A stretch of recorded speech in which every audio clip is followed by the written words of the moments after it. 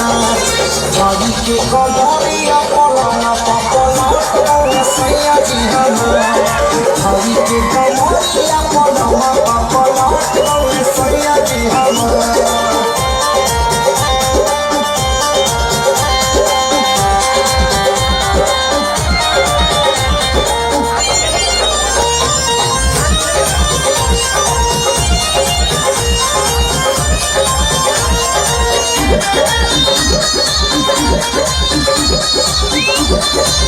हमारा बोला मुआ के कुछ ना बुझाई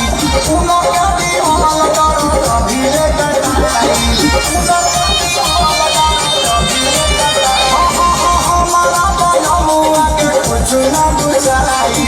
उनो के दौरान दी हो कभी ले कटाई तानी का सखा का गई लाल कलाट भैया सैया जी हमारा रानी का सखा का गई लाल कलाट भैया सैया जी हमारा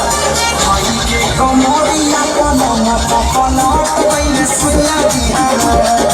भाई के कमरिया पलना पलट भैया सैया जी हमारा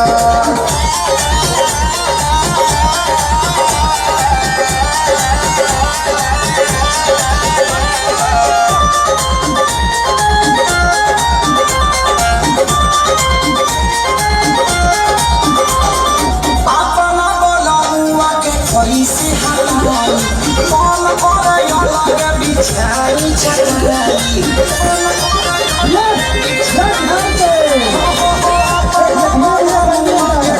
से हटाई कौन करे अलग बिछाई चटाई ओ खतरा जरिया झट से हाथ में सैया जी हमार ओ खतरा जरिया झट से हाथ में सैया जी हमार के कमरिया पलना पलना सैया जी हमारा भाई के कमरिया पलना पलना सैया जी हमारा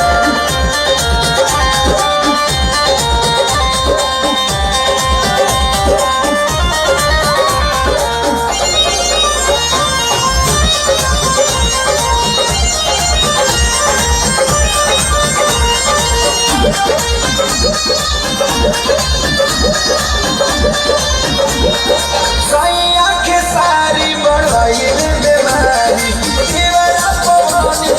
खोल